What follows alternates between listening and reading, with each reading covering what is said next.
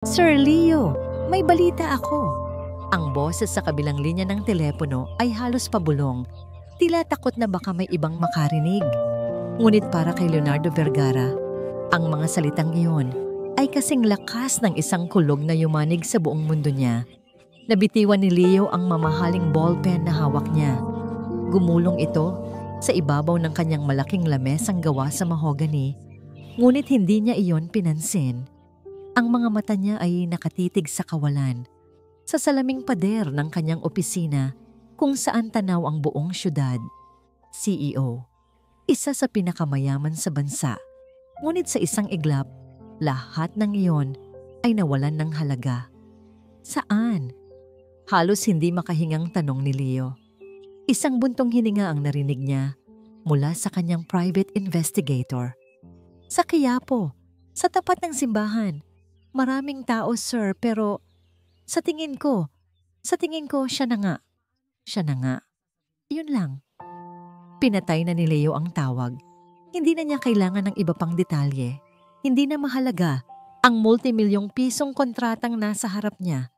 Hindi na mahalaga ang mga board members na naghihintay sa conference room. Isang bagay lang ang mahalaga. Mabilis niyang kinuha ang wallet mula sa kanyang coat at binuklat ito. Naroon ang isang luma at kupas ng litrato. Isang babaeng may pinakamatamis na ngiti sa buong mundo. Ang buhok ay mahaba at nakatirintas. Ang kanyang ina. Ang huling litrato niya bago ito naglaho. Tumakbo siya palabas ng opisina, hindi pinapansin ang pagtawag ng kanyang sekretarya.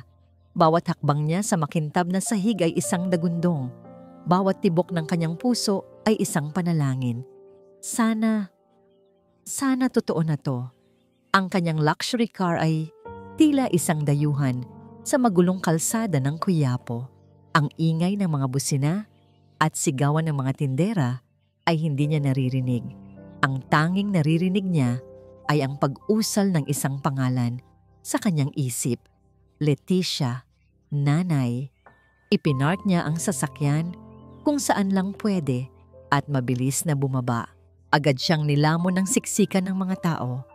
Amoy ng kandila, pawis at prutas. Itinulak niya ang sarili pasulong, ang mga mata ay ligaw na naghahanap. 20 taon. 20 taon siyang naghahanap. Mula nang mawala ang kanyang ina, dahil sa matinding trauma matapos masunog ang kanilang dating bahay, gininugol niya ang kalahati ng kanyang buhay at yaman sa paghahanap. Ilang beses na siyang umasa. Ilang beses na siyang nabigo. Nakarating siya sa harap ng simbahan, isang dagat ng mga deboto at pulubi. Paano niya mahahanap ang isang mukha sa ganitong karaming tao? Nagsimulang manikip ang dibdib niya. Ang pag-asa na kanina'y nag-aalab ay unti-unting nilalamon ng pamilyar na pakiramdam ng kabiguan. Baka mali na naman. Baka isa lang itong malupit na biro ng tadhana. Nang akma na siyang tatalikod, isang maliit na katawan ang bumangga sa kanya. Ay sorry po sir. Isang batang lalaki, marahil ay nasa 10 taong gulang, ang napaupo sa sahig. Payat ito. Marumi ang damit, ngunit ang mga mata ay alisto at buhay na buhay. Sa pagkakabangga, nahulog ang wallet ni Leo mula sa bulsa ng kanyang coat. Bumukas ito sa sahig. Pinulot ito ng bata. At bago pa man niya iabot, natigilan siya. Ang kanyang mga mata ay nanlaki habang nakatitig sa lumang litrato. Kilala ko po siya. Halos pabulong na, sabi ng bata. Ang daliri ay nakaturo sa litrato ni Leticia. Huminto ang pag-ikot ng mundo para kay Leo. Lumuhod siya para magpantay sila ng bata. Hindi na inalintana ang maruming semento. Anong sabi mo? Nanginginig ang boses ni Leo. Yung lola po sa picture, sabi ng bata, na ang pangalan pala ay Rafi. Lagi po siyang nakaupo doon. Itinuro ni Rafi ang isang madilim na sulok ng patio ng simbahan, malapit sa mga nagtitinda ng sampagwita. Lagi po siyang tulala. Minsan, kinakausap niya yung hangin. Hinawakan ni Leo ang balikat ng bata. Ang kanyang pagkakahawak ay mahigpit. Puno ng desperasyon. Iho, Parang awa mo na. Ituro mo sa akin. Hindi na nagsalita si Rafi. Mabilis siyang tumayo at nagsimulang maglakad. At si Leo ay sumunod na parang isang anino. Bawat hakbang palapit sa sulok na yon ay parang isang suntok sa kanyang sikmura. Inihahanda niya ang sarili sa kung anuman ang makikita niya. At naroon nga siya, nakaupo sa isang maruming karton. Ang dating mahabang buhok na laging nakatirintas ay magulo at puti na. Ang balat na dati makinis ay kulubot at sunog sa araw. Ang mga mata na dati puno ng buhay ay blangko, nakatitig sa isang mundong siya lang ang nakakakita. May hawak siyang basag na piraso ng salamin, kinakausap ito na parang isang matagal ng kaibigan. Siya nga. Ngunit kasabay nito, hindi siya. Isa na lamang siyang anino ng kanyang ina. Napaluhod si Leo. Ang ingay ng kuyapo ay biglang nawala. Ang tanging naririnig niya ay ang sarili niyang pira-pirasong paghinga. Ang 20 taon ng paghahanap, sakit at pagsisisi ay bumuhos lahat sa sandaling yon. Hindi niya namalayan, tumutulo na pala ang kanyang mga luha. Dahan-dahan siyang gumapang palapit. Nanay, walang reaksyon. Nagpatuloy lang sa pagbulong ang matanda sa hawak nitong salamin. Inabot ni Leo ang kanyang kamay, nanginginig at hinawakan ang braso nito. Doon lang ito natigilan, dahan-dahan itong lumingon sa kanya. Walang pagkilala sa mga mata nito. Tanging takot. Ngunit para kay Leo, sapat na yon. Nakita niya muli ang mga mata ng kanyang ina. Humagulgol siya. Hindi na niya napigilan. Isinubsob niya ang kanyang muka sa kandungan ng ina. Ang kanyang mamahaling damit ay nabahiran ng dumi mula sa lansangan. Ngunit wala siyang pakialam. Niyakap niya ang ina na parang isang batang nawawala na. Sa wakas ay natagpuan na ang kanyang daan pauwi. Matapos ang ilang sandali, pinunasan niya ang kanyang mga luha. Tumayo siya, puno ng isang bagong determinasyon. Dahan-dahan niyang binuhat ang magaan at marupok na katawan ni Leticia. Napakagaan niya. Tumingin siya kay Rafi na tahimik na nanonood sa isang tabi. Ang mga mata ay puno ng pagtataka at awa. Ngumiti si Leo sa bata, isang ngiting may halong sakit at pasasalamat. "Halika na, iho," sabi ni Leo. Ang boses ay basag, ngunit buo. "Uuwi na tayo." Ang mga diamante ay malamig sa kanyang balat. Pinagmasdan ni Miriam Vergara ang kanyang refleksyon sa malaking antigong salamin. Ang kwintas na suot niya ay kumikinang sa ilaw ng chandelier. Isang ilog ng apoy at yelo sa kanyang leeg. Perpekto. Ito ang kailangan niya para sa charity ball mamayang gabi. Isang paalala sa lahat kung sino si Miriam Vergara, ang reyna sa kanyang palasyo. Isang mahinang ngiti ang gumuhit sa kanyang mga labi. Ang lahat sa buhay niya ay pinaghirapan niya. Ang bawat sulok ng mansyon na ito, ang bawat piraso ng alahas, ang bawat paggalang na natatanggap niya, lahat ay resulta ng kanyang maingat na pagpaplano at determinasyon. Hindi siya ipinanganak na mayaman. Ginawa niya ang kanyang sarili. At poprotektahan niya ito, ano man ang mangyari. Narinig niya ang tunog ng sasakyan ng kanyang asawa sa driveway. Napakpunot ang kanyang noo. Masyadong maaga. Dapat ay nasa kalagitnaan pa ito ng isang mahalagang board meeting. Inayos niya ang kanyang sutlang bestida at lumabas ng silid. Habang bumababa siya sa malawak na hagdanan, narinig niya ang pagbukas ng pinto. Inihanda niya ang isang matamis na ngiti para sa kanyang asawa. Ngunit ang nangiting iyon ay naglaho nang makita niya kung sino at ano ang kasama ni Leo. Una, ang amoy. Iyon ang unang tumama sa kanya. Amoy ng alikabok, pawis at kahirapan. Amoy ng Quiapo. Isang amoy na pilit niyang kinalimutan sa buong buhay niya. Pagkatapos, ang kanyang mga mata ay nanlaki sa nakita. Si Leo, ang kanyang makisig at respetadong asawa, ay may buhat-buhat na isang matandang babae. Isang pulubi. Ang damit nito ay masahol pa sa basahan. Ang buhok ay parang pugad ng ibon at ang mukha ay blanko. Sa likod ni Leo, nakatayo ang isang batang lalaki na halatang galing din sa lansangan. Ang mga mata ay nanlalaki habang minamasdan ang karangyaan ng kanilang tahanan. Ang sahig na marmol, nakalilinis lang ng mga katulong, ay natapakan na ng kanilang maruruming paa. Leo, anong kabaliwan ito? Naging matigas ang boses ni Miriam. Ang bawat salita ay may yelo. Hindi siya pinansin ni Leo. Ang atensyon nito ay nasa matandang babae. Siya si nanay, sabi ni Leo. Ang boses ay puno ng emosyon na hindi maintindihan ni Miriam. Miriam, natagpuan ko na siya. Tiningnan ni Miriam ang babae. Pagkatapos ay si Leo. Walang bahid ng awa sa kanyang mga mata. Tanging pagkainis at pagkadismaya. At dinala mo siya dito, sa pamamahay ko, sa ganitong itsura? Kailangan niya ng tulong natin. Pagmamakaawa ni Leo. Ngunit ang tingin ni Miriam ay lumipat na sa bata. Si Rafi. Tiningnan niya ang bata mula ulo hanggang paa. Ang maruming t-shirt, ang magaspang na buhok, ang alikabok sa kanyang mga paa. Isang pamilyar na imahe. Isang imahe na pilit niyang tinakasan sa buong buhay niya. Biglang bumalik ang mga alaala. Ang isang maliit na barong-barong. Ang putik sa tuwing umuulan. Ang pakiramdam ng gutom. Ang kahihiyan. Naramdaman niyang nanlamig ang kanyang mga kamay. Ito ang kinatatakutan niya. Ang pagbabalik ng nakaraan. At sino yan? Malamig niyang tanong. Tumuturo kay Rafi. Tinulungan niya akong mahanap si nanay. Dito muna siya, sabi ni Leo na nagsimula ng maglakad papasok. Hinarangan siya ni Miriam. Hindi. Tumigil ka, Leo. Ang boses niya ay mahinahon, ngunit may bakal na determinasyon.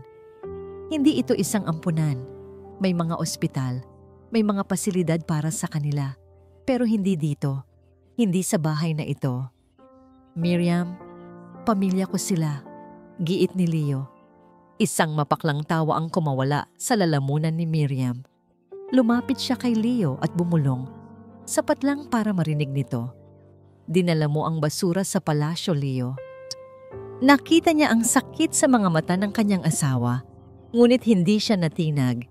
Ito ay isang laban para sa kanyang kaligtasan, para sa mundong kanyang binuo. Huminga siya ng malalim at tumayo ng tuwid, tila isang reyna na nagbibigay ng kanyang hatol. Ang kanyang mga mata ay matalim na nakatitig kay Leo. Hindi sila pwedeng tumira dito, Leo. Mamili ka.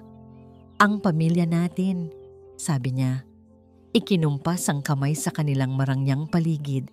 O ang mga taong yan. Ang mga salita ni Miriam ay parang mga piraso ng yelo na nanatili sa hangin. Matagal matapos siyang tumalikod at umakyat sa kanilang silid. Hindi kumibo si Leo. Nanatili siya niyang nakatayo sa gitna ng kanilang malawak na sala. Buhat-buhat pa rin ang kanyang ina. Sa isang iglap, ang mansyon na dati niyang itinuring na simbolo ng kanyang tagumpay ay naging isang malamig at dayuhang lugar. Tumingin siya sa kanyang ina na walang kamalay-malay sa digmaang nagsisimula ng dahil sa kanya. Pagkatapos ay sinulyapan niya si Rafi na nakatayo sa gilid, nakayuko, tila nais maging invisible. Hindi siya papatalo sa takot. Hindi ngayon. Isang matinding determinasyon ang bumuhay sa kanyang pagod na katawan. Binaliwala niya ang banta ni Miriam. Dinala niya ang kanyang ina sa pinakamalapit na guest room sa unang palapag. Isang silid na para sa mga bisitang hindi naman dumadating. Maingat niya itong inihiga sa malambot na kama. Sa kauna-unahang pagkakataon, sa loob ng 20 taon, natulog ang kanyang ina sa isang tunay na higaan. Kumuha si Leo ng isang basin ng maligamgam na tubig at isang malinis na bimpo. Dahan-dahan niyang nilinis ang mukha at mga braso ni Leticia. Bawat haplos niya ay puno ng pagsisisi at pangungulila. Napansin niyang tahimik na pumasok si Rafi sa silid, may dalang isang baso ng tubig. Hindi ito nagsalita. Inilapag lang ito sa tabi ng kama at umupo sa isang sulok. Tahimik na nagmamasid. Sa kilos na yon ng bata, nakita ni Leo ang isang bagay na matagal nang nawawala sa kanyang tahanan. Ang simpleng pagmamalasakit na walang hinihintay na kapalit. Kinabukasan, tumawag si Leo sa kanilang family doctor. Pagkatapos ng paunang pagsusuri, umiling ang doktor. Leo, lampas na ito sa aking kaalaman. Kailangan niya ng isang top neurologist. May isa akong maire-rekomenda. Siya ang pinakamagaling sa larangang ito. Sino siya? Dalhin mo ako sa kanya. Walang atubiling sagot ni Leo. Si Dr. Alcaraz.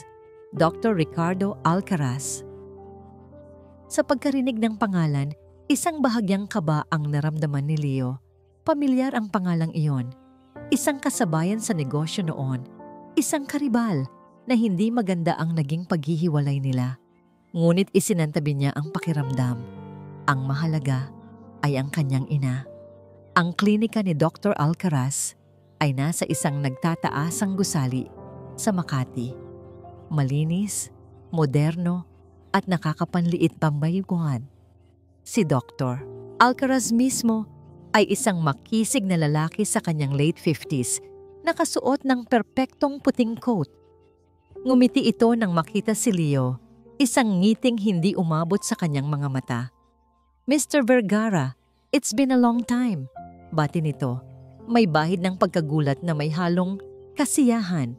Matapos ang masusing pagsusuri kay Leticia na nanatiling tulala sa buong proseso, pinaupo sila ni Dr. Alcaraz sa kanyang opisina. Ipinakita niya ang mga resulta ng scan sa isang malaking screen.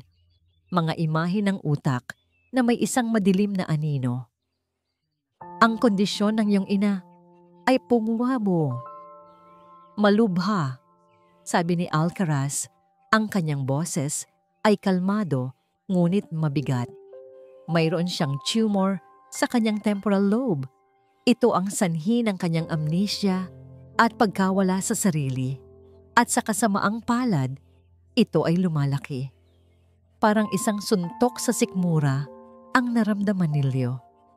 Anong magagawa natin? Sumandal si Dr. Alcaraz sa kanyang upuan. May isang paraan, isang napakakomplikadong operasyon para alisin ang tumor. Pero kailangan kong maging prangka sa iyo, Leo. Ang success rate ay 50-50 at ang gastos, huminto siya saglit, tila pinipili ang kanyang mga salita, ay napakalaki. Parang gumuho ang mundo ni Leo. Ang lahat ng pera niya ay tila walang silbi sa harap ng isang 50-50 na tsansa. Pag-uwi nila sa bahay, sinalubong sila ng isang tahimik at nag-aabang na si Miriam. Nakaupo ito sa sala, nakadekwatro, ang mga mata ay matalas. Ano ang sabi ng doktor? Tanong niya, walang emosyon. Sinabi ni Leo ang lahat, ang tumor, ang operasyon, ang panganib, ang gastos. Umaasa pa rin siya sa isang maliit na bahagi ng kanyang puso na makakakita siya ng kahit katiting na awa mula sa kanyang asawa. Ngunit malamig lang siyang tiningnan ni Miriam. Tumayo ito at lumapit sa kanya. Nakikita mo na? Sabi ni Miriam. Ang boses ay mahina, ngunit puno ng lason. Ginagamit lang nila ang pera mo. Ito na ang simula ng pagbagsak natin. Iyon na ang huling patak. Tumingin si Leo kay Miriam, hindi na may sakit, kundi may matinding kalinawan. Tumingin siya sa pintuan ng silid kung saan natutulog ang kanyang ina. Tumingin siya sa dulo ng pasilyo kung saan nakasilip si Rafi. Ang mga mata ay puno ng pag-aalala. Hinarap niyang muli si Miriam. Ang kanyang mga balikat ay tuwid. Ang kanyang desisyon ay buo na parang bato. Gagawin ko ang lahat para sa nanay ko. Deklara niya, ang bawat salita ay may bigat. At dito titira si Rafi. Sila ang pamilya ko niya. Ang mga salita ni Leo, sila ang pamilya ko, ay parang sampal na humagupit sa mukha ni Miriam. Isang deklarasyon ng giyera.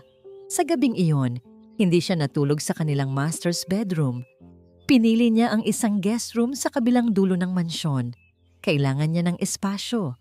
Kailangan niyang mag-isip. Habang nakahiga siya sa malawak at malamig na kama, napapaligiran ng dilim. Bumalik ang mga multo na matagal na niyang ibinaon.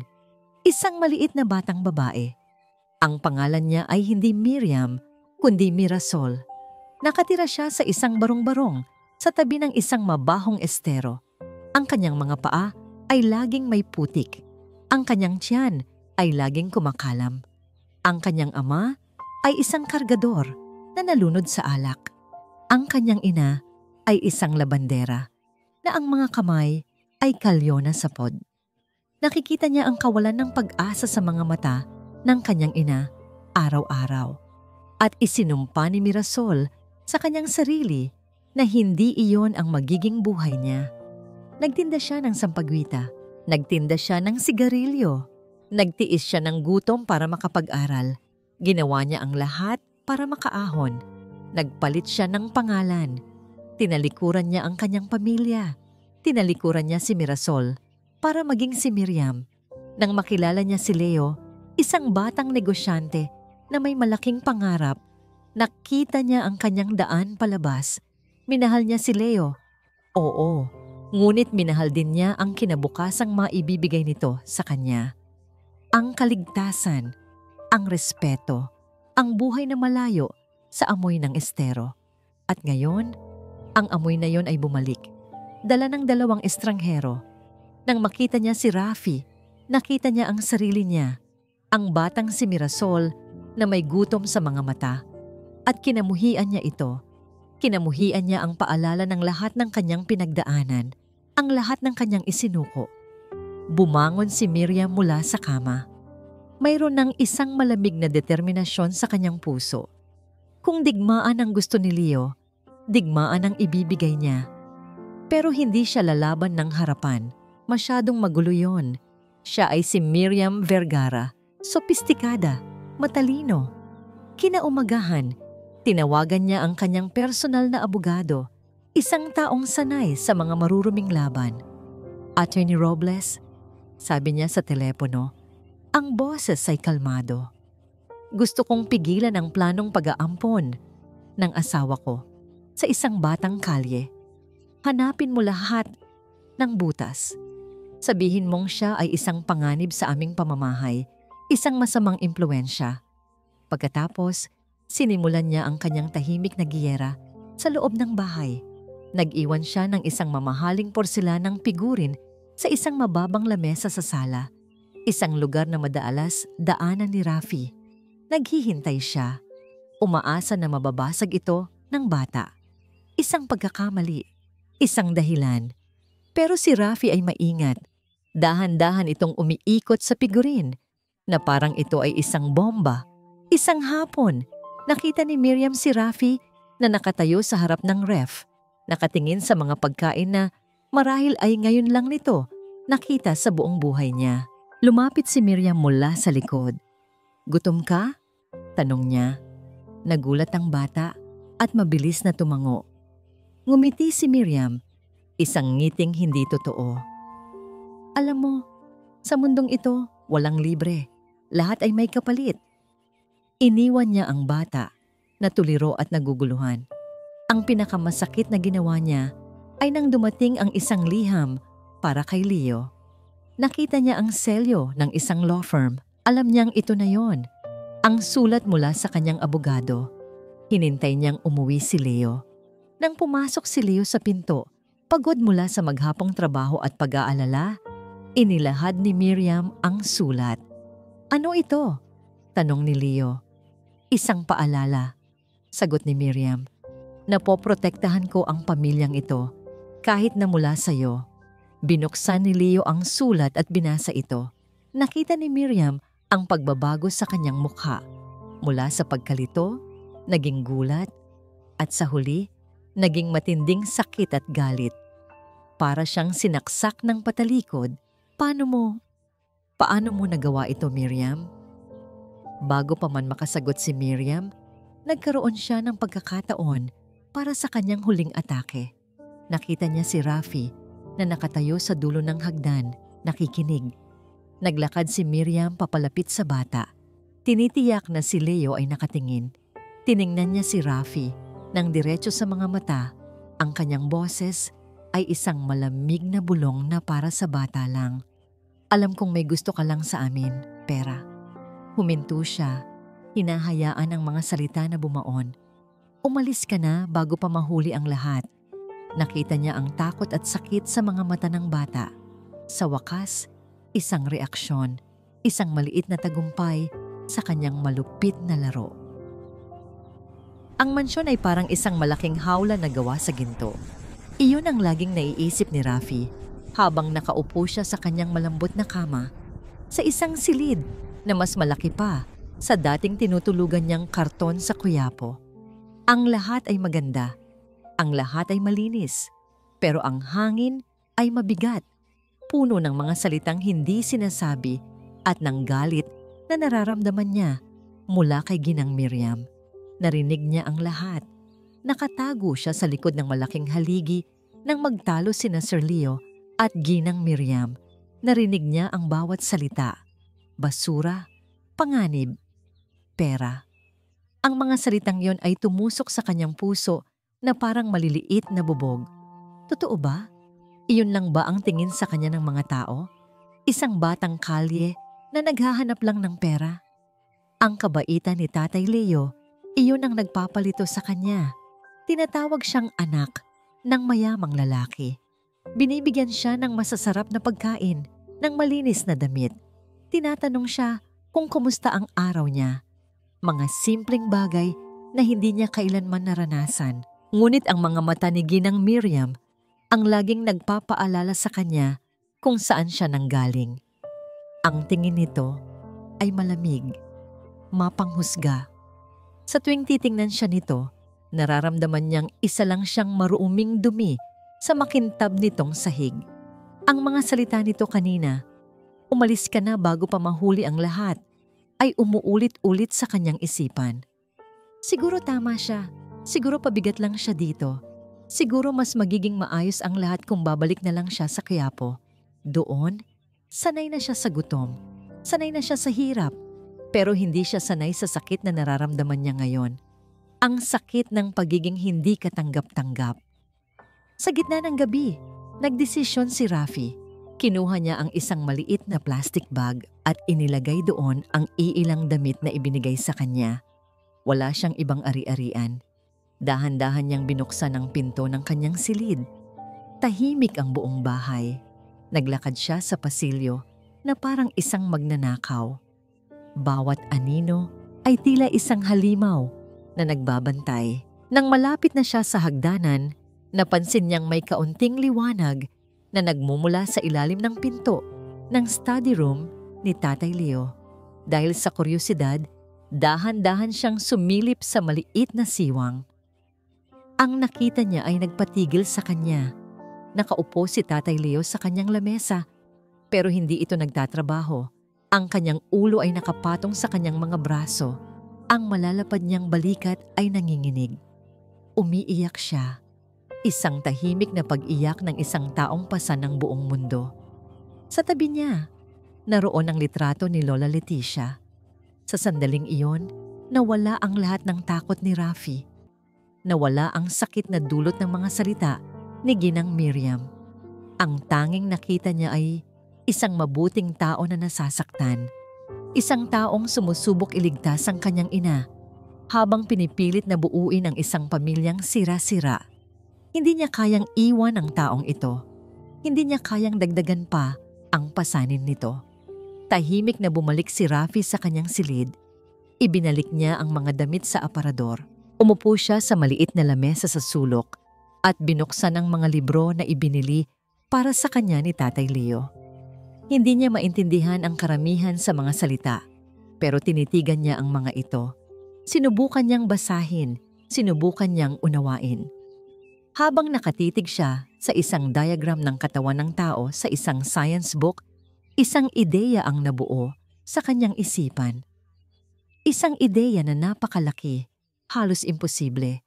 Ngunit sa puso ng isang bata na walang ibang maiaalay kundi pasasalamat.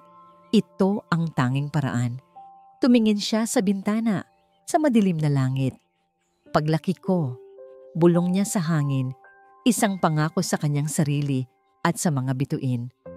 Ako ang magpapagaling kay Lola Leticia para hindi naiiyak si Tatay Leo.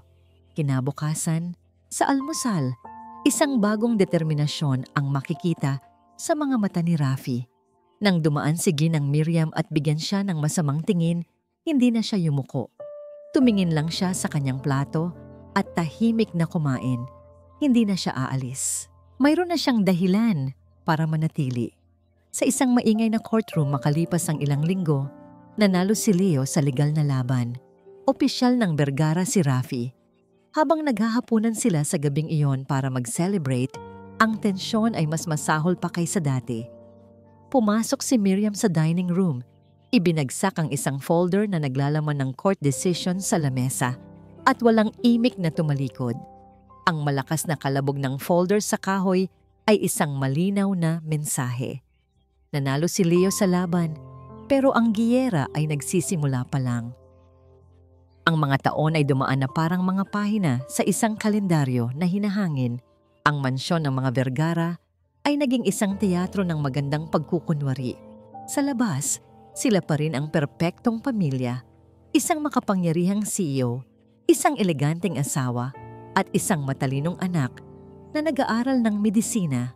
Ngunit sa loob, ang katahimikan sa hapagkainan ay mas matalas pa sa anumang sigawan. Si Leo ay tumanda. Ang dating itim niyang buhok ay may mga hibla ng puti sa kanyang sentido. Ang kanyang mga ngiti ay madalang na at laging nakalaan para sa dalawang tao lamang, ang kanyang ina at si Rafi. Si Leticia ay nanatili sa isang estado ng mahinahong pagkalimot. Malinis na siya at malusog tingnan, ngunit ang kanyang isip ay nananatiling bihag ng nakaraan. Madalas, nakaupo lang siya sa hardin, kinakausap ang mga bulaklak, hinahanap ang isang asawang matagal nang pumanaw. Para kay Leo, ang bawat araw na kasama niya ang ina ay isang mapait na biyaya. Nariyan siya, ngunit wala rin. Si Rafi naman ay naging isang binatilyo at ngayon, isang binatang puno ng pangarap. Ang pangako na binitiwan niya sa kanyang sarili noong bata pa siya ay naging apoy na nagtulak sa kanya. Top student, scholar. Ang kanyang pangalan ay laging nasa Dean's List ng pinakamahusay na universidad sa medisina. Siya ang buhay na katuparan ng pag-asa ni Leo. Ang bawat tagumpay ni Rafi ay isang sinag ng liwanag sa madilim na buhay ni Leo. At si Miriam. Si Miriam ay naging isang perpektong estatwa. Maganda, malamig, at hindi matinag. Itinuon niya ang kanyang oras sa mga charity event at social gathering. Pinapanatili ang imahe ng isang masayang may bahay. Ngunit sa kanyang mga mata, lalo na kapag napapatingin siya kay Rafi, naroon pa rin ang anino ng nakaraan. Para sa kanya, si Rafi ay hindi isang anak. Siya ay isang paalala ng kanyang pagkatalo. Isang trophy ni Leo na laging ipinapakita sa kanya araw-araw. Isang hapon, habang nag-uusap sila ni Dr. Alcaraz para sa regular na check-up ni Leticia, isang pagdududa ang nagsimulang mabuo sa isipan ni Leo. Doc, may isang bagong experimental therapy sa Germany. Nabasa ko ang tungkol dito. Maari raw nitong i-reverse ang memory loss sa mga kasong tulad ng kay nanay. Sabi ni Leo, inilapag ang isang medical journal sa lamesa. Tiningnan lang ito ni Dr. Alcaraz nang may bahagyang pagkayamot. Leo, napag-usapan na natin ito. Masyadong mapanganib ang mga ganyang bagay. Ang mahalaga ay stable ang kondisyon niya. Bakit natin isusugal yon? May mali. Naramdaman ni Leo ang lamig sa boses ng doktor. Sa loob ng maraming taon, ito ang laging sinasabi ni Alcaraz. Huwag nating baguhin kung ano ang gumagana. Masyadong delikado, magastos at walang kasiguraduhan. Tila ba sadyang pinapanatili ni Alcaraz si Leticia sa isang estado na hindi bumubuti, ngunit hindi rin lumalala. isang bihag ng sarili nitong isipan. Sa gabing iyon, dumating si Rafi mula sa universidad. Ang mukha ay masaya. Tay, top 1 ako sa aming huling major exam sa neuroanatomy. Balita niya, iwinawagayway ang kanyang test paper. Niyakap ni Leo ang anak. Iyan ang anak ko. Manang-mana ka sa akin. Biro niya. Isang nangiting matagal nang hindi nakikita sa kanyang mukha. Mula sa itaas ng hagdanan, nakita sila ni Miriam. Narinig niya ang tawanan. Narinig niya ang papuri. At naramdaman niya ang pamilyar na kirot ng pagiging isang tagalabas. Dahan-dahan siyang tumalikod at bumalik sa kanyang silid. Ang katahimikan ay mas lalong naging kaibigan niya. Hindi na mapakali si Leo. Ang pagdududa niya kay Dr. Alcaraz ay lumalaki. Nang gabing iyon, gumawa siya ng isang desisyon na dapat ay matagal na niyang ginawa. Kinuha niya ang kanyang cellphone at tinawagan ng isang numero mula sa isang business card na matagal na niyang itinatago. Hello, Mr. Tan. I need your services. I want you to investigate someone for me. Isang mahabang katahimikan ang sumunod. I want to know everything about Dr. Ricardo Alcaraz. Huminto si Leo. May isa pa siyang gustong malaman. Isang bagay na kinatatakutan niyang alamin pero kailangan niyang harapin.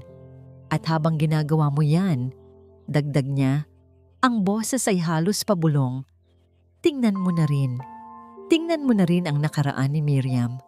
Nang ibaba niya ang telepono, naramdaman ni Leo ang bigat ng kanyang desisyon. Hinalungkat niya ang nakaraan para mahanap ang kanyang ina. Ngayon, kailangan niyang halongkatin muli ang nakaraan para iligtas ang kanyang pamilya. O tuluyan na itong wasakin. Biglang, isang malakas na tawag ang naririnig niya mula sa hardin. Iyon ay boses ng isa sa mga katulong, puno ng takot. Sir! Sir Leo! Ang mami ninyo!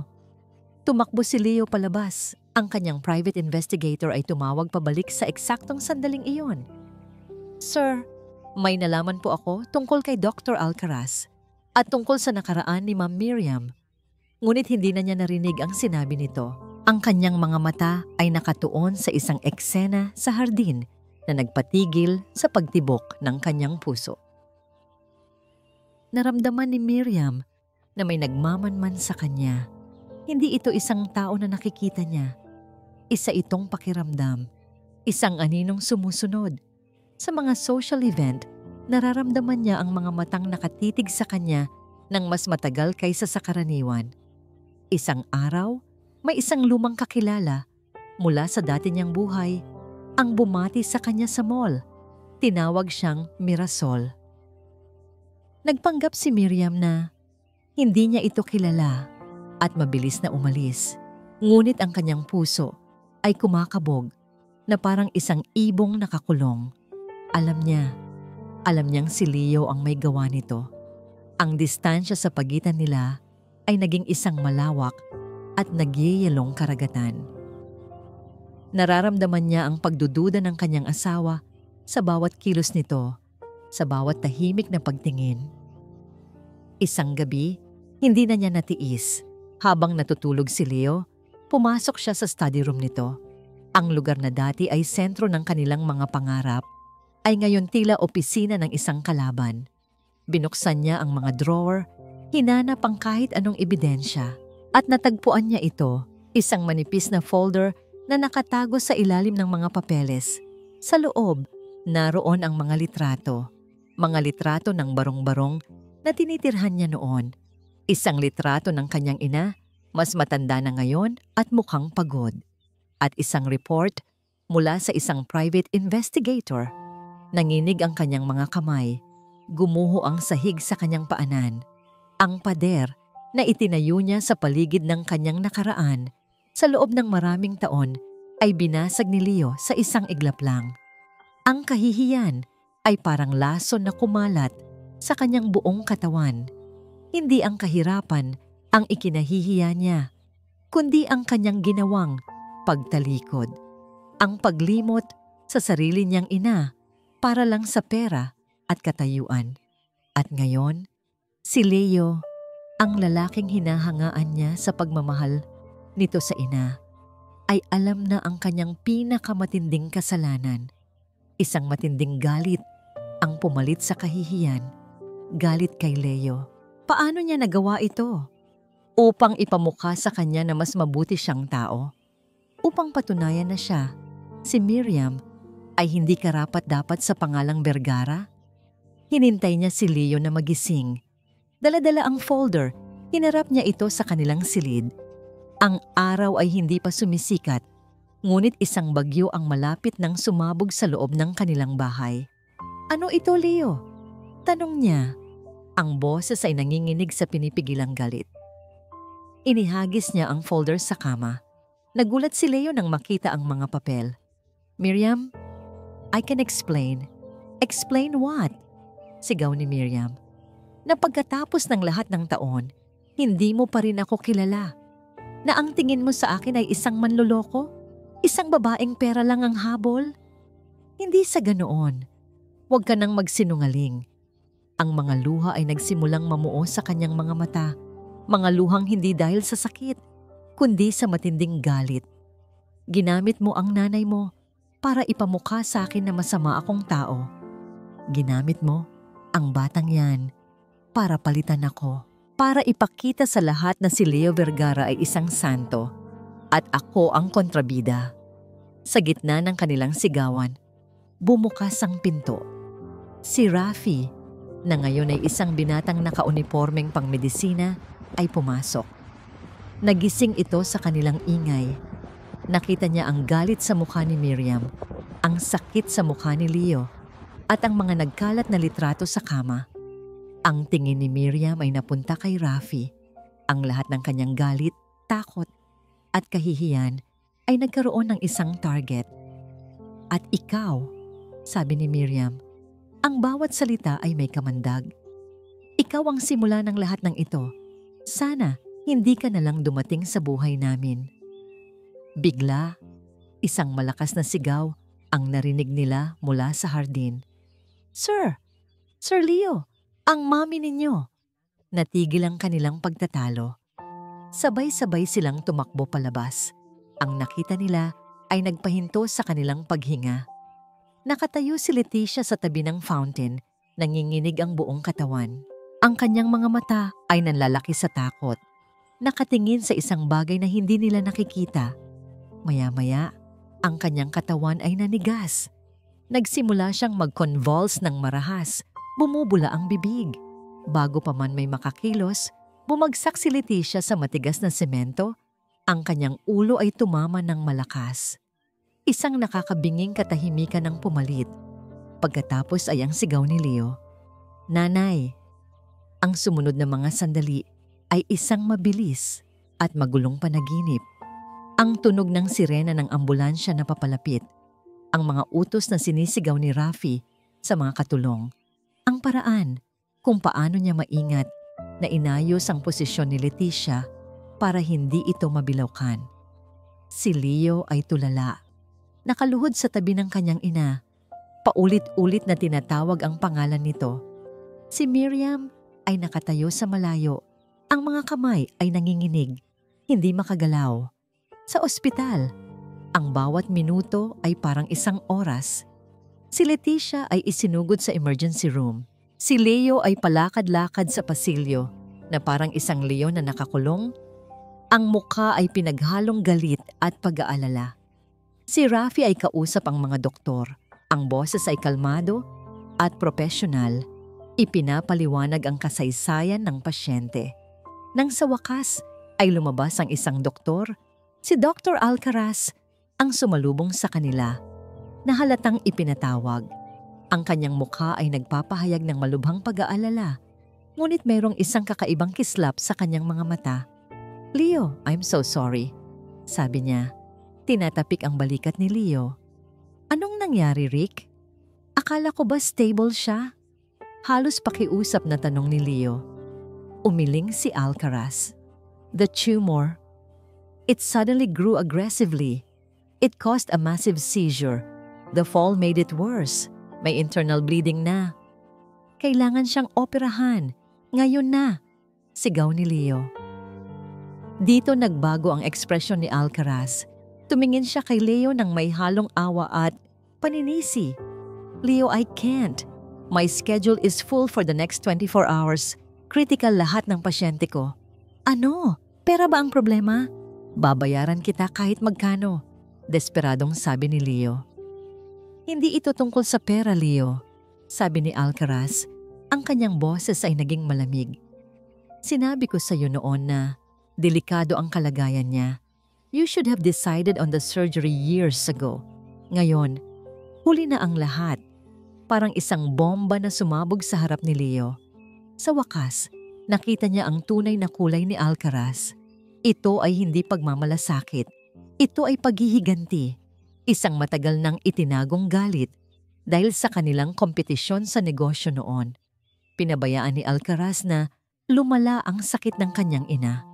Hinintay niya ang pagkakataong ito para wasakin siya. Isang mabangis na galit ang umakyat sa lalamunan ni Leo. Hindi na niya napigilan ang sarili. Sinugod niya si Alcaraz at kinwelyuhan ito. Hayop ka! Sigaw ni Leo. Ang kanyang muka ay isang pulgada na lang mula kay Alcaraz. Pinabayaan mong mamatay ang nanay ko. Pinaglaruan mo kami. Agad na umawat ang mga security guard. Dumating ang ibang mga doktor. Mr. Vergara, kumalma po kayo. Sa gitna ng kaguluhan, isang doktor ang nagsalita.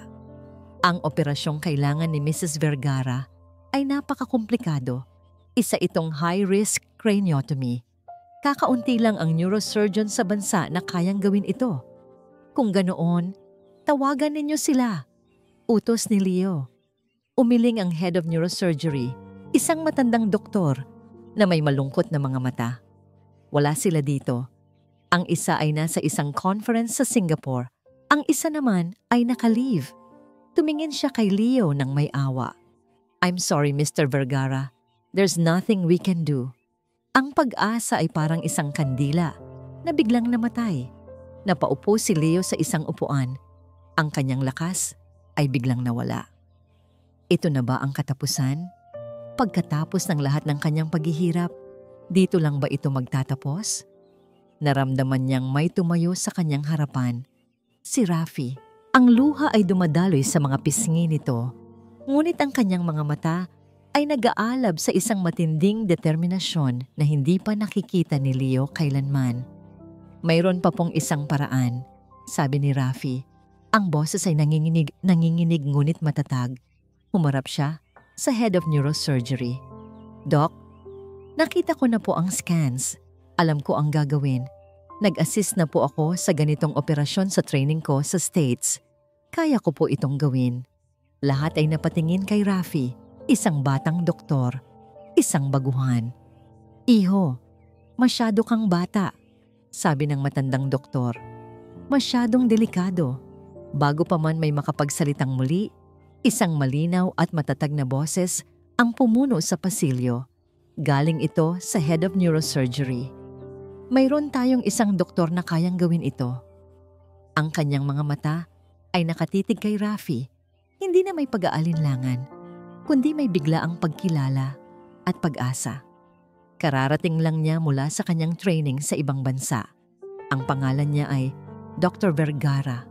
Lahat ng mga mata kay Leo, kay Miriam, at sa nagulat na si Dr. Alcaraz ay napako sa binatang nakatayo. Sa gitna ng lahat, suot ang kanyang puting coat na tila isang baluti. Si Rafi, ang batang kalye, ang tinanggihan, ang tanging pag-asa. Ang puting coat ay parang isang mabigat na kapa sa mga balikat ni Rafi. Ilang minuto pa lang ang nakalipas, ngunit tila isang buong buhay na ang nagbago. Mula sa pagiging isang nag-aalalang apo, siya ngayon si Dr. Rafael Vergara, ang tanging taong nakatayo sa pagitan ni Lola Leticia at ng kamatayan. Pinunasan niya ang kanyang mga luha. Wala nang lugar para sa mga yon ngayon.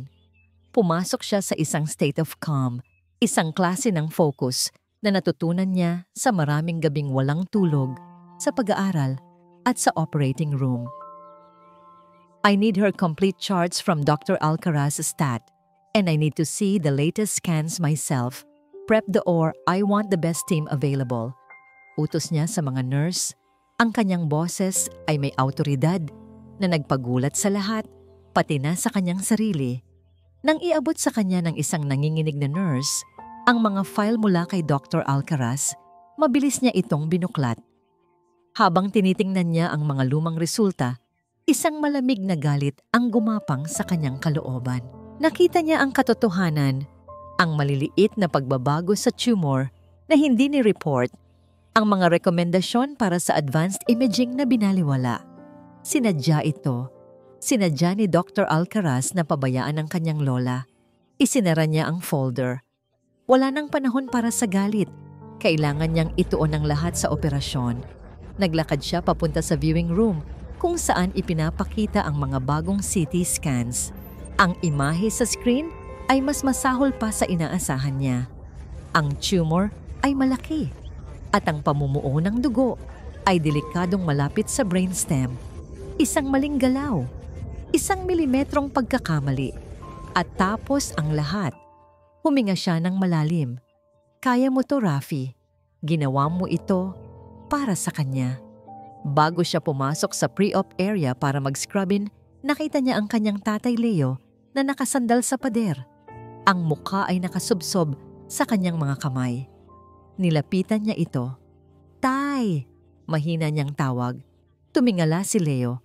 Ang mga mata ay puno ng takot at pag-asa.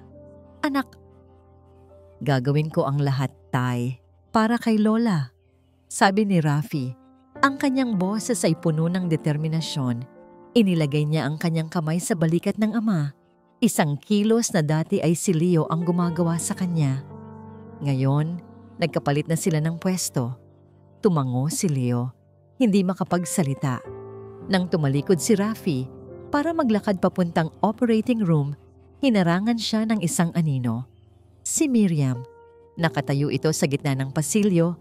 Ang kanyang karaniwang postura ng isang reyna ay wala na. Ngayon, mukha siyang marupok. Ang kanyang mga mata, na laging puno ng pagkamuhi para sa kanya, ay ngayon puno ng isang bagay na hindi pa nakikita ni Rafi dati. Isang desperadong pakiusap. Hindi siya nagsalita. Walang salitang kailangang sabihin. Ang mundo ni Miriam ay gumuho na.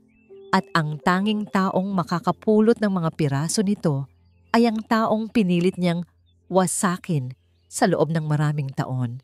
Hindi alam ni Rafi kung ano ang sasabihin. Kaya ginawa niya ang tanging alam niya. Tumango siya ng may paggalang. Isang simpleng kilos na nagsasabing, "Nakikita kita." Naiintindihan ko. Pagkatapos ay naglakad siya palayo. Bawat hakbang ay may bigat. Nang pumasok siya sa sterile area para maghugas ng kamay, tiningnan niya ang kanyang mga kamay. Ang mga kamay na dati nagkakalkal ng basura para mabuhay. Ang mga kamay na dati marumi at kalyo. Ngayon, ang mga kamay na ito ang magliligtas sa buhay ng lola niya. Ang magliligtas sa pamilyang nagbigay sa kanya ng buhay. Huminga siya ng malalim. Ang amoy ng antiseptic ay pumuno sa kanyang mga baga. Nililinis ang lahat ng pag-aalinlangan. "Para sa'yo to, Lola. Para sa'yo to, Tay." Nang matapos siyang maghugas, itinulak niya ang pinto ng Operating Room 1. Ang maliwanag na ilaw, ang malamig na hangin, ang tunog ng mga monitor. Ito na ang kanyang mundo ngayon. Sa labas, ang pinto ay sumara. Ang pulang ilaw sa itaas, na may nakasulat na "In Surgery," ay umilaw. Naiwan sa tahimik na pasilyo si Leo at si Miriam, 2 estranghero na pinagbuklod ng isang nag-aagaw buhay na ilaw ng pag-asa. Ang waiting room ng ospital ay isang purgatorio, isang lugar sa pagitan ng pag-asa at kawalan ng pag-asa. Ang tanging tunog ay ang mahinang pag-ikot ng bentilador sa kisame at ang malayong tunog ng mga paa na naglalakad sa pasilyo. Bawat tunog ay nagdudulot ng biglaang kaba, isang pag-asang baka may balita na. Si Leo ay nakaupo sa isang dulo. Ang kanyang mga siko ay nakapatong sa kanyang mga tuhod. Ang kanyang mukha ay nakatago sa kanyang mga palad. Hindi siya nagdarasal. Ang pakiramdam niya ay wala siyang karapatan.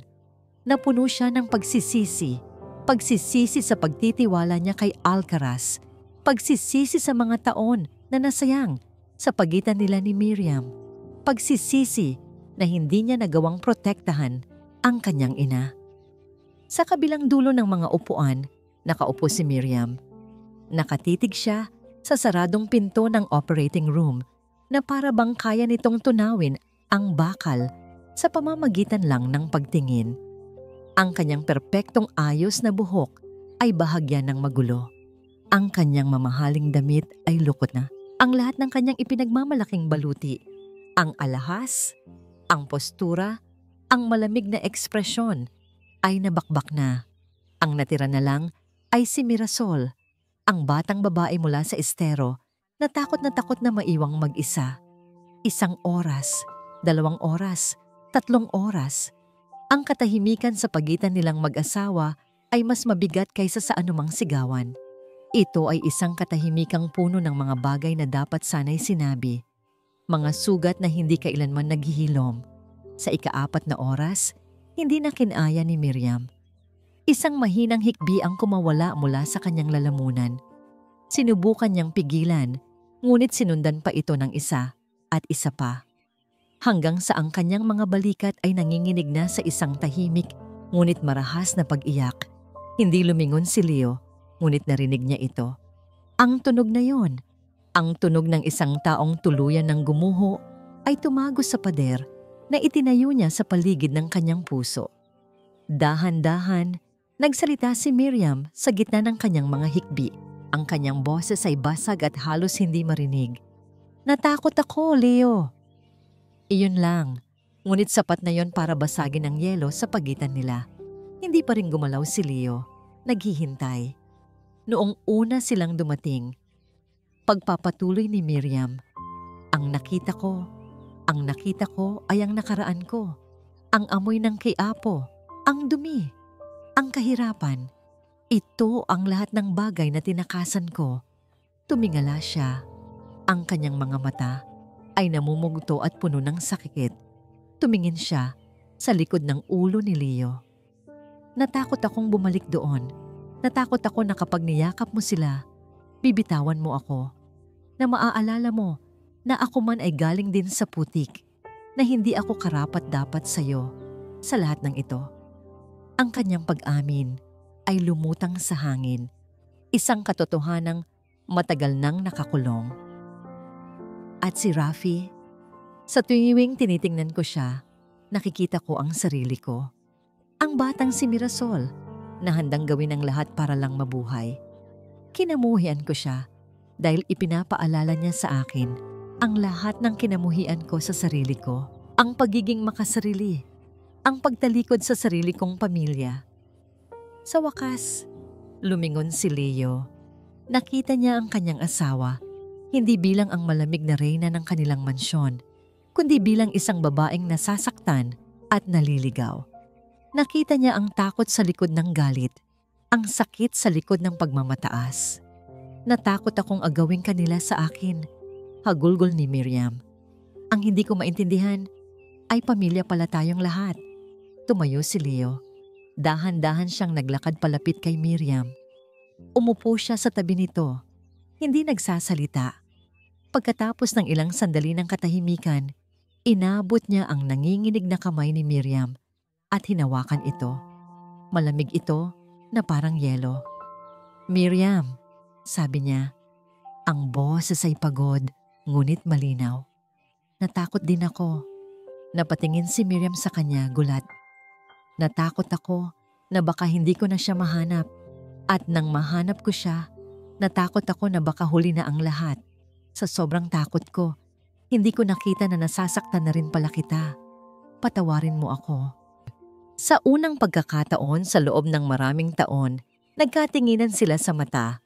Walang pagkukunwari, walang pader. Tanging 2 taong sugatan na naghahanap ng daan pabalik sa isa't isa. Niyakap ni Leo ang kanyang asawa at sa balikat niya, umiyak si Miriam ng umiyak. Inilalabas ang lahat ng sakit at pagsisisi na kinimkim niya sa loob ng napakaraming taon. Sakto sa sandaling iyon, ang pulang ilaw sa itaas ng pinto ng operating room ay namatay. Bumukas ang pinto. Lumabas si Rafi. Ang kanyang mukha ay pagod na pagod. Ang kanyang damit ay may mga mantsa ng dugo. Tumayo siya sa harap nila. Masyadong pagod para ngumiti. Hindi siya nagsalita. Tumingin lang siya sa kanila. Ang katahimikan ay mas nakakabingi kaysa sa anumang sigaw. Ang bawat segundo ng katahimikan ay parang isang suntok sa dibdib ni Leo. Tinitigan niya ang pagod na mukha ni Rafi. Sinusubukang basahin ang anumang emosyon. Tagumpay ba? O kabiguan? Anak? Nanginginig na tanong ni Leo. Isang mabagal na ngiti ang unti-unting gumuhit sa mga labi ni Rafi. Isang ngiti na tila nagbigay liwanag sa buong pasilyo. Stable na po siya, Tay. Sabi ni Rafi. Ang boses ay pagod ngunit matatag. It was a success. We got everything. Ang mga salitang yon ay parang musika, parang isang himala. Napaluhod si Leo sa sahig, ang kanyang mga binti ay biglang nanghina. Humagulgol siya, hindi na dahil sa sakit, kundi sa purong pasasalamat at ginhawa. Si Miriam, na nakatayo sa tabi niya, ay napahawak sa pader para suportahan ang sarili. Ang mga luha ng kaligayahan ay malayang dumadaloy sa kanyang mga pisngi. Lumapit si Rafi at tinulungang tumayo ang kanyang ama. Niyakap siya ni Leo ng mahigpit. Salamat anak, salamat. Utang ko sa iyo ang buhay niya. Bumitaw si Leo at tumingin kay Miriam. Pagkatapos, nang may pag-aalinlangan, lumingon si Miriam kay Rafi. Ang kanilang mga mata ay nagtagpo. Salamat Rafi! Bulong ni Miriam. Ang bawat salita ay puno ng bigat ng maraming taon ng pagsisisi. Salamat! Tumangulang si Rafi. Ang simpleng pasasalamat na yon mula sa babaeng kinamuhian siya ay mas mahalaga pa sa anumang medalya. Ilang araw ang lumipas. Si Leticia ay inilipat sa isang private room. Ang pamilya ay laging naroon, nagbabantay. Si Leo ay hindi umaalis sa tabi niya. Si Rafi ay laging sumusuri pagkatapos ng kanyang duty. At si Miriam, sa pagtataka ng lahat, ay naroon din. Tahimik siyang nagbabasa ng libro sa isang sulok o nag-aayos ng mga bulaklak. Wala na ang dating tensyon. Ang napalit ay isang mahinahong paghihintay. Isang hapon, habang silang tatlo ay nasa loob ng silid, nagsimulang gumalaw ang mga daliri ni Leticia. Nagkatinginan sila. Dahan-dahan, iminulat ni Leticia ang kanyang mga mata. Hindi na ito blangko at tulala. May liwanag na sa mga ito. May pagkilala. Una niyang tiningnan si Leo. Isang mahinang nangiti ang sumilay sa kanyang mga labi. Pagkatapos ay tumingin siya kay Rafi na nakatayo sa paanan ng kama, suot ang puting coat nito. At sa wakas, tumingin siya kay Miriam na nakatayo sa likuran, nagtatago sa anino. Iniangat ni Leticia ang kanyang kamay na nanginginig. Itinuro niya si Leo, pagkatapos ay si Rafi. Ang kanyang bibig ay bumuka at isang salita ang lumabas, magaspang dahil sa matagal na hindi paggamit. Ngunit ang pinakamagandang tunog na narinig nila sa buong buhay nila. Anak!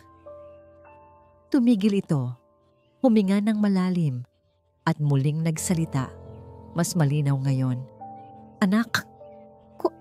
Tumulo ang luha sa mga mata ni Leo habang hawak niya ang kamay ng ina. Si Rafi ay ngumiti, isang nangiting puno ng pagmamahal at katuparan. Si Miriam, na nakatayo sa likod, ay tahimik na umiiyak. Ngunit sa pagkakataong ito, ang kanyang mga luha ay hindi na para sa sarili niya. Para ito sa pamilyang muntik na niyang iwala at sa himalang naganap sa harap niya. Hinawakan ni Leticia ang kamay ni Leo at ang kamay ni Rafi. Pinagsama ang mga ito. Kahit hindi pa bumabalik ang lahat ng kanyang alaala, may isang bagay na alam ng puso niya. Pamilya. Isang taon ang lumipas. Nakatayo sina Leo, Miriam at Rafi sa harap ng isang bagong gusali na inaayos pa. Isang malaking tarpaulin ang nakasabit sa harapan, ngunit hindi pa ito ibinababa para ipakita ang pangalan. "Handa na ba kayo?" tanong ni Leo. Ngumingiti. Tumango sina Miriam at Rafi. Sa isang senyas, hinila ng mga construction worker ang tali. Dahan-dahang bumaba ang tarpaulin. Nakalagay sa malalaking letra ang mga salitang magiging simbolo ng kanilang bagong simula. Ang nakasulat sa malaking arko ng gusali ay Leticia Heart Clinic. Isang klinika para sa mga mahihirap, itinayo sa puso ng isang komunidad na nangangailangan ng tulong. Hindi ito isang charity na para lang sa publisidad. Ito ay isang pangako. Si Rafi, o mas kilala na ngayon bilang Dr. Vergara, ang siyang head doctor. Ang kanyang pangarap na binuo mula sa isang tahimik na pangako sa ilalim ng liwanag ng buwan ay isa ng katotohanan. Ngayon, hindi lang si Lola Leticia ang kaya niyang pagalingin, kundi marami pang iba na tulad niya noon, walang-wala at nawawalan ng pag-asa. Si Miriam, ang siyang administrator ng klinika, ang kanyang talino sa pamamahala at pakikipag-usap sa mga tao na dati niyang ginagamit sa mga social event, ay natagpuan na ang tunay na layunin. Siya ang nag-oorganisa ng lahat, mula sa pondo hanggang sa mga volunteer. Siya ang puso ng operasyon at sa bawat pasyenteng natutulungan niya, nararamdaman niya ang unti-unting paghilom ng sarili niyang mga sugat. Ang dating reyna ng palasyo ay naging isang lingkod ng bayan. At si Leo, siya ang chairman. Ang kanyang yaman ay hindi na lamang para sa pagpapalago ng negosyo, kundi para sa pagpapalago ng kabutihan. Ngunit ang pinakamahalaga niyang tungkulin ay ang maging isang ama, isang asawa at isang anak. Sa araw ng grand opening, ang buong lugar ay puno ng mga tao. May mga politiko, may mga taga-media, ngunit ang pinakamarami ay ang mga ordinaryong mamamayan na sabik na makita ang bagong pag-asa sa kanilang lugar. Sa gitna ng entablado, nakaupo si Leticia sa isang wheelchair. Suot ang isang magandang bestida. Hindi pa bumabalik ang lahat ng kanyang alaala, ngunit ang kanyang mga mata ay puno na ng saya at pagmamahal. Siya ang pumutol ng ribbon sa tulong ni Leo at Miriam. Habang nagpapalakpakan ng mga tao, tumayo si Rafi sa podium para magbigay ng maikling talumpati. Tumingin siya sa mga tao sa harap niya. Nakita niya ang kanilang mga mukha, pagod, ngunit puno ng pag-asa. Nakita niya ang kanyang sarili sa kanila. Maraming taon na ang nakalipas. Simula niya, ang boses ay matatag. "Isa po akong batang kalye sa Quiapo, walang pangarap kundi ang makakain sa susunod na araw. Pero isang araw, may isang pamilyang nagbukas ng kanilang tahanan at puso sa akin. Tinuruan nila ako na ang pamilya ay hindi lamang tungkol sa dugo. Ito ay tungkol sa pagmamahal, pagpapatawad at pagbibigay ng pangalawang pagkakataon." Ang kanyang mga mata ay napunta sa kanyang pamilya na nasa gilid ng entablado. Nakita niya ang pagmamalaki sa mga mata ni Leo. Nakita niya ang isang tunay na ngiti sa wakas sa mga labi ni Miriam at nakita niya ang tahimik na pagmamahal sa mga mata ni Lola Leticia. Ang klinikang ito, pagpapatuloy niya, ay hindi lamang isang gusali. Ito po ay isang simbolo. Isang simbolo na kahit gaano kadilim ang ating nakaraan, laging may pag-asang bumangon na ang kabutihan ng isang tao ay maaaring magbago ng buhay ng marami. Ang Leticia Heart Clinic ay bukas para sa lahat, lalo na sa mga taong pakiramdam nila ay wala nang natitira sa kanila. Dahil dito, pamilya kayong lahat. Pagkatapos ng seremonya, habang abala ang lahat, pumasok si Rafi sa isa sa mga bagong consultation room. Huminga siya ng malalim, nilalasap ang amoy ng bagong pintura at ang simula ng isang bagong kabanata. Maya-maya, may kumatok. Pumasok ang una niyang pasyente. Isang batang lalaki, payat, marumi ang damit, at may takot sa mga mata. Isang perpektong refleksyon niya noon. Ngumiti si Rafi. isang namangiting mainit at puno ng pag-unawa. Lumuhod siya para magpantay sila ng bata. "Huwag kang mag-alala," sabi niya sa bata. Ang kanyang boses ay malumanay. "Tutulungan ka namin." Sa sandaling iyon, alam niyang ang kanyang paglalakbay ay nakumpleto na ang isang bilog. Ngunit hindi ito ang katapusan. Ito pa lang ang simula. Sa labas ng bintana, nakita niya ang kanyang pamilya, sina Leo, Miriam at Leticia, na magkakasamang nakatingin sa kanya. Kumaway sila. Kumaway siya pabalik, isang pamilya. Hindi binuo ng dugo, hindi binuo ng yaman, kundi binuo ng isang pusong natutong magmahal ng walang kondisyon.